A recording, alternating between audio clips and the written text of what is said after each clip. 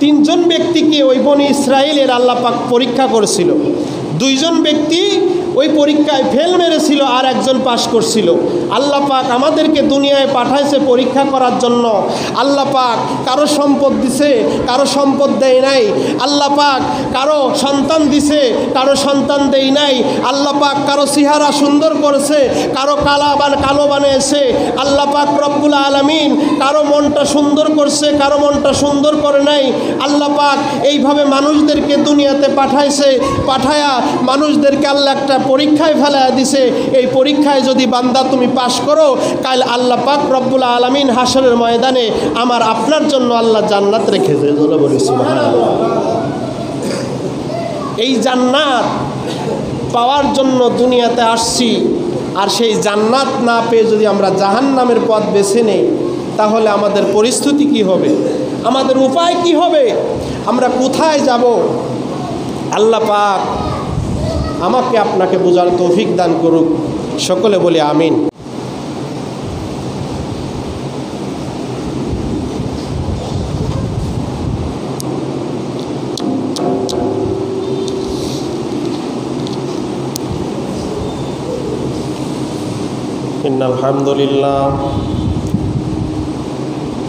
ইন্নাল হামদুলিল্লাহ সালাতু ওয়াসসালামু আলাইকা ইয়া রাসূলুল্লাহ।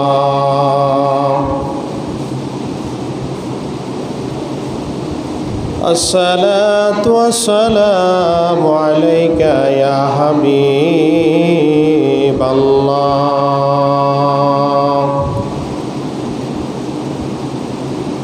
আসসালাতু ওয়াসসালামু আলাইকা ইয়া শাফিয়াল মুযনিবিন। আসসালাতু ওয়াসসালামু আলাইকা ইয়া রাহমাতাল লিল আলামিন।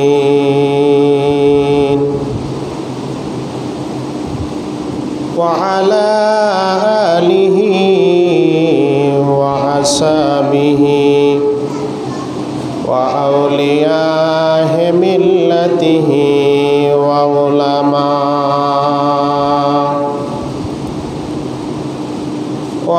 وعلماء أهل سنته أجمعين. وقد قال الله تعالى في كلامه المجيد والفرقان الحميد والعصر إن الإنسان لفي خسر إلا الذين آمنوا وعملوا الصالحات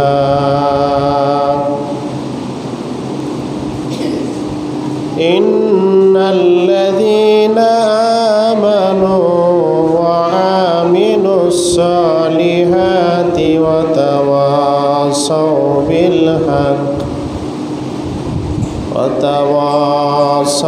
بالحق وتواصوا بالصبر. وفي آيات أخرى في شأن حبيبه إن الله ملائكته يصلون على النبي يا أيها الذين آمنوا صلوا عليه وسلموا تسليما. اللهم صل على سيدنا محمد وعلى آل سيدنا مولانا নবীর ইশকে যার দিল ভাই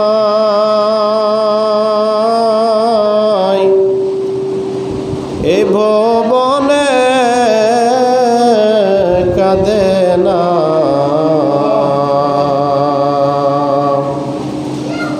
হাদিয়া দজকে হয় তাহার ঠিকানা আল্লাহুম্মা সাল্লি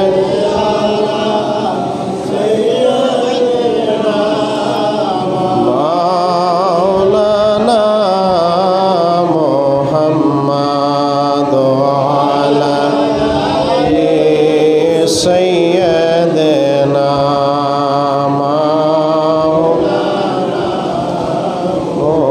মুহাম্মাদ লা ইলাহা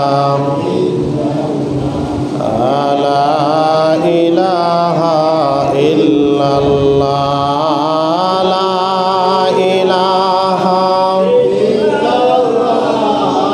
মুহাম্মাদ আল্লাহ সারা মাবুদ নাই রাসূল বিনে ও পায় নাই সেই রাসূলকে পাইতে হলে অলি আল্লাহর দোয়া চাই লা ইলাহা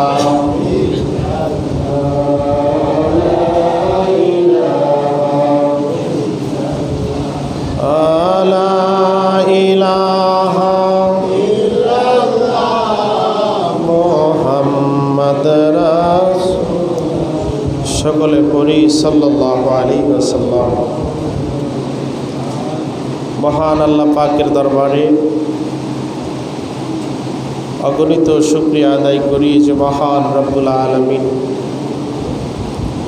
আজকের এই পবিত্র জুম্মার দিনে তিনার ঘরে আসার মতো বসার মতো তৌফিক দান করেছেন।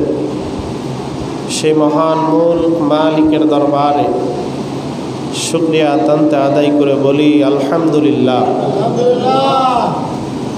লক্ষ কোটি দুরূদ ও সালাম পেশ করি প্রিয় নবীজির রওজা মোবারকে, লক্ষ কোটি কদম মুছে আরজ করি আপন মুর্শিদের বহুত পবিত্র কদম মোবারক উপস্থিত দিনদার মুমিন মুসলমান পবিত্র জুম্মার দিনে মহান আল্লাহ পাকের ঘরে যারা হাজিরা দিয়েছেন সবার প্রতি আমার আন্তরিক সালাম। আসসালামু আলাইকুম ওয়া রাহমাতুল্লাহি ওয়া বারাকাতুহু। প্রিয় হাজিরিন, মহান আল্লাহ পাক রব্বুল আলামিন আমাদেরকে যেই কারণে সৃষ্টি করেছেন, দুনিয়াতে আমাদের যেই কারণে পাঠাইছেন, আল্লাহ বলতেছেন যে বান্দা তোমরা যদি আমি আল্লাহর ইবাদত করতে পারো, আমি আল্লাহর বন্দেগী করে যদি কবরে আসতে পারো, আমি আল্লাহ পাক রব্বুল আলামিন তোমাদের কবরটাকে আমি জান্নাতের বাগান বানায় দেবো। জোরে বলি সুবহানাল্লাহ।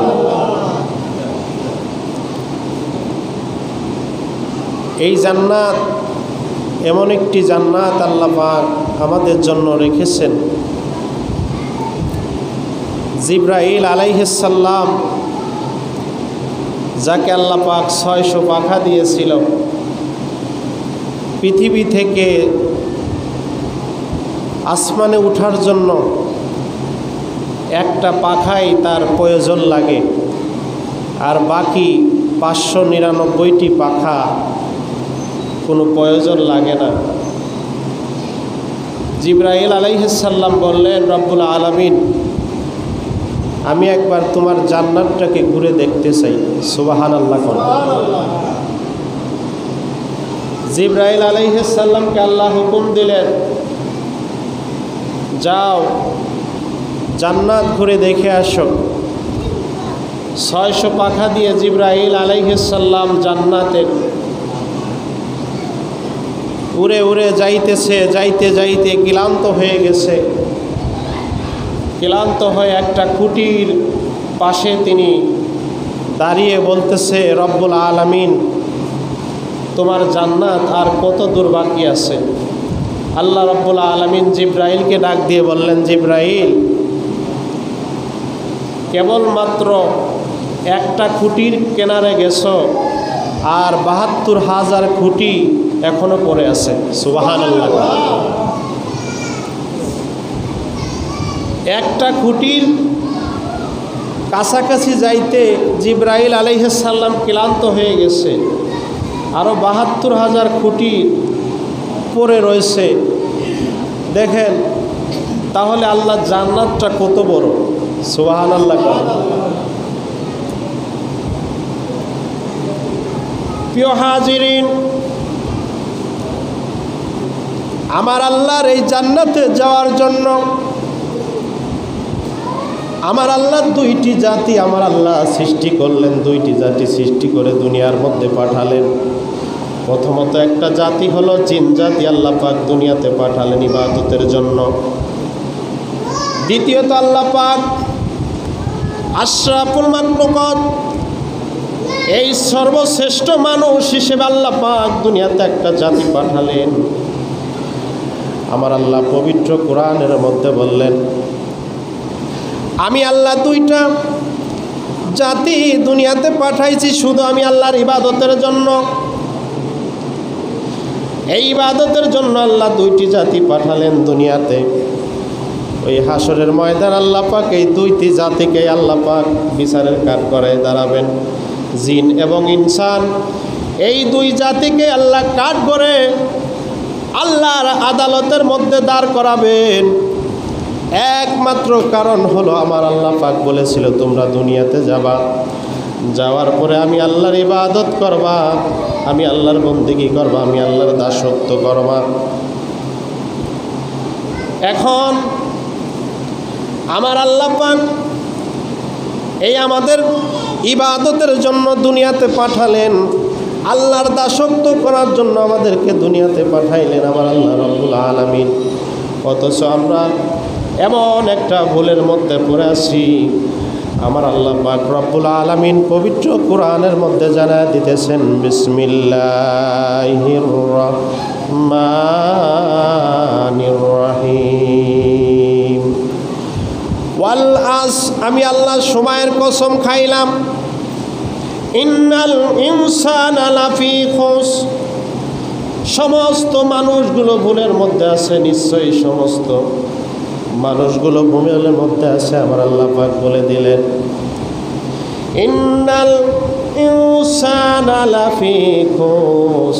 আমার আল্লাহ রব্বুল আলামিন বলতেছেন, দুনিয়ার মানুষ গভীর মনোযোগ লাগান। আমি আল্লাহ সময়ের কসমকে বললাম যে সময়টা একবার চলে যাওয়ার পরে আর কিয়ামত পর্যন্ত যে সময়টা ফিরে আসবে না। আপনাদের কাছে প্রশ্ন করি, এই যে আমরা জুম্মার নামাজ পড়তে এসেছি, এই নামাজ কিয়ামত পর্যন্ত আর ফিরে আসবে না। অনেকেই দেখা গেছে জুম্মার নামাজ আসলে অবহেলায় নামাজটা কাটায়া দেয়, পার করে দেয়। কিন্তু আমার আল্লাহ পবিত্র কোরআনের সময়ের কসম খাইলেন, এই সময় ও বান্দা তোমার আর ফিরে আসবে না, এই সময় তোমার আর ফিরে আসবে না। কারণ হলো কি জানো বান্দা, তোমরা এমন ভুলের মধ্যে কাটাইতেছ যে ভুল তোমরা করছো, এই ভুল আর কোনোদিন তোমরা শুধরাইতে পারবা না। এরপরে আমার আল্লাহ বলতেছেন, ইল্লাল্লাযীনা আমানু ওয়া আমিনুস সলিহাত। আমার আল্লাহ বলতেছেন, দুনিয়ার মানুষরে, এই দুই শ্রেণী, কোন দুই শ্রেণী মানুষ? যারা ঈমান এনেছে, ওয়া আমিনুস সলিহাত, যারা নেক কাজ করেছে। এই দুই শ্রেণী ব্যতীত, এই দুই শ্রেণী ব্যতীত যারা আছে সবাই ভুলের মধ্যে আছে, সবাই ভুলের মধ্যে আছে। এখন আমরা ঈমান আনলাম কিন্তু নেক আমল করলাম না, তাহলে পরিপূর্ণ হলো না। আমরা ঈমান আনলাম, আমরা নেক আমল করলাম না, পরিপূর্ণ হলো না। আমরা ঈমান আনলাম না, আমল করলাম, তাও পরিপূর্ণ হলো না। কিন্তু আমার আল্লাহ পাক রব্বুল আলামিন বলতেছেন, ইল্লাল্লাযীনা আমানু ওয়া আমিনুস সলিহাত। আমার আল্লাহ রব্বুল আলামিন বলতেছেন, এই দুই শ্রেণী যারা ঈমান এনেছে এবং নেক আমল করেছে, এই দুই শ্রেণী ব্যতীত সমস্ত মানুষগুলো ভুলের মধ্যে কাটাইতেছেন। জোরে বলি কথা ঠিক কিনা? সমস্ত মানুষ ভুলের মধ্যে কাটাইতেছে। এ প্রিয় মুসলমান, গভীর মনোযোগ লাগান। সহিহ বুখারীর একটা হাদিস, আল্লাহর নবীজি ডাক দিয়ে বললেন, আমার সাহাবীরা, বনি ইসরাইলের 3 জন ব্যক্তি যারা 3টা রোগে আক্রান্ত ছিল। একটা হলো কুষ্ঠরোগ, আর একটা হলো টাক, মাথায় চুল থাকে না এই রোগ, আর একটা হলো অন্ধ। এই 3 জন ব্যক্তিকে আল্লাহ পাক রব্বুল আলামিন পরীক্ষা করলেন। পরীক্ষা করার জন্য আল্লাহ পাক রব্বুল আলামিন একটা ফেরেশতা দুনিয়ার মধ্যে পাঠায়া দিলেন। প্রথমত যেই ব্যক্তি কুষ্ঠরোগে আক্রান্ত, ওই ব্যক্তির কাছে গেলেন। আল্লাহর ওই মানুষরূপী ফেরেশতাটি ওই কুষ্ঠরোগীর কাছে যা বললেন, তোমার কি সমস্যা, তুমি কোন বিপদের মধ্যে আছো? ওই কুষ্ঠরোগী বলতেছেন, ও আল্লাহর বান্দা, আমার কুষ্ঠরোগ, আমার শরীরের মধ্যে পচন ধরে গেছে, গন্ধ আসে, মানুষ আমাকে ভালোবাসে না, মানুষের মধ্যে আমি যাইতে পারি না, সমাজের লোক আমাকে দূরে সরাইয়া দেয়, আমাকে কষ্ট দেয়, আমি কারো কাছে যাইতে পারি না, কারো পাশে বসতে পারি না, আমি অনেক কষ্টের মধ্যে আছি, আমার এই কুষ্ঠরোগটা আমাকে ভালো করে দেন। এইবার ওই আল্লাহর মানুষরূপী ফেরেশতা ওই বান্দাটি ওই সময় ওই তাহার হাত যখন জমে তার শরীরের মধ্যে লাগালেন, সঙ্গে সঙ্গে কুষ্ঠরোগ ভালো হয়ে গেল। ভালো হয়ে যাওয়ার পরে বলতেছেন, ও আল্লাহর বান্দা, তুমি কিছু চাও নাকি? বলল, আমি অনেক অভাবের মধ্যে, আমি অনেক গরিব মানুষ, অভাবের মধ্যে আমি কাটাইতেছি, আমাকে যদি একটা উট দিতেন, এই উট আমি লালন পালন করে আমি এই উট পেলে আমি কিছু অর্থ যোগাইতাম। এইবার আল্লাহর ওই মানুষরূপী ফেরেশতা আল্লাহর ওই বান্দাটি ওই ব্যক্তিটাকে একটা উট দিয়ে দিলেন। উট দিয়ে দেওয়ার পরে আবার দ্বিতীয় আল্লাহর ওই বান্দার কাছে গেলেন। যেই বান্দার মাথায় চুল নাই, শুধু চুল পড়ে যায়, যাকে বলে টাক, এই চুল নাই, এমন একজন লোকের কাছে আল্লাহর ওই ফেরেশতা যায় দাঁড়ালেন। বলল, তোমার কি সমস্যা? বলল, আমার টাক, মানুষ আমাকে নন্দ বলে, মানুষ আমাকে ভালোবাসে না, আমি মানুষের সমাজের মধ্যে যা দাঁড়াইতে পারি না, আমাকে টাক বলে আমাকে ডাকে, এইভাবে আমাকে অপমান করে। আমার টাকের মধ্যে যদি চুল গজায় আমি অনেক খুশি হব, শুকরিয়া আদায় করব। এইবার আল্লাহর ওই মানুষরূপী ফেরেশতা আল্লাহর ওই বান্দাটা মাথার মধ্যে হাত বোলায় দেওয়ার সঙ্গে সঙ্গে চুল হয়ে গেল। আল্লাহর নবীজি ডাক দিয়ে বললেন, ও আমার ফেরেশতারা, ও আমার সাহাবীরা রে, ওই সময় ওই ব্যক্তির মাথায় যখন চুল হয়ে গেল, ওই ফেরেশতার কাছে ওই ফেরেশতা প্রশ্ন করলো, তোমার কি কোনো কিছু প্রয়োজন? আল্লাহর বান্দা বলতেছেন, আমি অনেক অভাবী আছি, আমি গরিব মানুষ, আমি খেতে পারি না, আমি চলতে পারি না, আমাকে যদি একটা গরু দেন, এই গরুটা আমি লালন পালন করে আমি খাইতে পারবো, এই গরুর দুধ বিক্রি করে আমি সংসার চালাইতে পারবো। এইবার যখন ওই আল্লাহর ওই মানুষরূপী ফেরেশতাটি ওই আল্লাহর বান্দাকে একটা গরু দিয়ে দিলেন। গরু দেওয়ার পরে এইবার তৃতীয় লোকের কাছে চলে গেলেন, অন্ধ ব্যক্তি। ওই অন্ধ ব্যক্তির কাছে যা বললেন, আল্লাহর ওই মানুষরূপী ফেরেশতাটি ডেকে বললেন, তোমার কি সমস্যা বলো? আল্লাহর বান্দা ডাক দিয়ে বলতেছেন, আমি অন্ধ, আমি চোখে দেখি না, আমি কানা, আমি আল্লাহর এই সুন্দর দুনিয়া দেখতে পাই না, আমার চোখটা যদি ভালো হয়ে যায়, আমার চোখটা যদি ভালো করে দিতে পারেন, তাহলে আমি আল্লাহর দরবারে শুকরিয়া আদায় করব, আমি অনেক খুশি হব।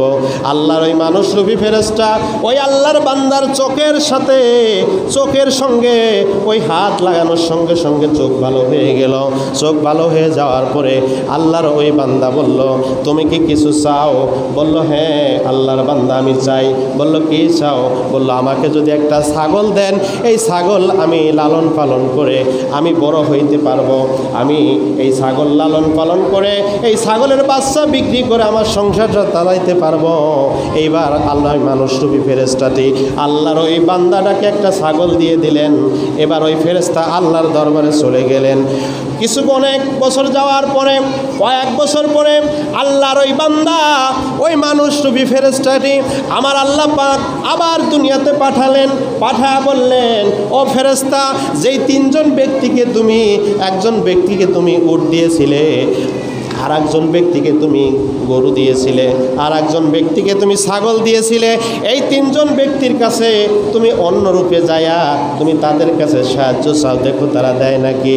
এইবার ওই যাকে প্রথম যেই কুষ্ঠরোগী, তার কাছে আল্লাহর ওই মানুষরূপী ফেরেশতাকে অন্য রূপে আবার পাঠাইলেন আল্লাহ পাক।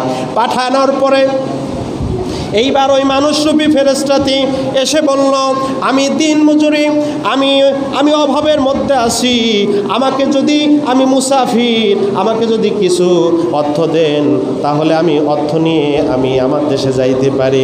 এইবার এই কথা বলার পরে ওই যেই ব্যক্তি, এই কুষ্ঠরোগী, তাকে জিজ্ঞাসা করার পরে, বলার পরে আল্লাহর ওই বান্দা বলল, কি বলো? আমি তো আগে থেকেই ধনী আছি, আগে থেকেই তো আমি ধনী, আল্লাহ পাক তো আগে থেকেই আমাকে বড় লোক ধনী বানিয়েছে।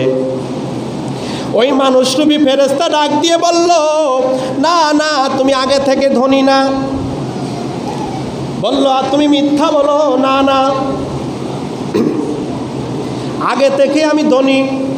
এই কথা বলার পরে ওই মানুষরূপী ফেরেশতা ওই যে সময় ওই কুষ্ঠরোগ ভালো করেছিল ওই চেহারা নিয়ে আবার তার সামনে যাওয়ার পরে ওই মানুষরূপী ফেরেশতাকে যখন ওই কুষ্ঠরোগীর সামনে গেলেন, যাওয়ার পরে বললেন, কুষ্ঠরোগের মধ্যে আক্রান্ত ছিলে, থাকার পরে আমি তোমাকে এইভাবে কুষ্ঠরোগ ভালো করেছিলাম, একটা উট দিয়েছিলাম, মনে আছে নাকি?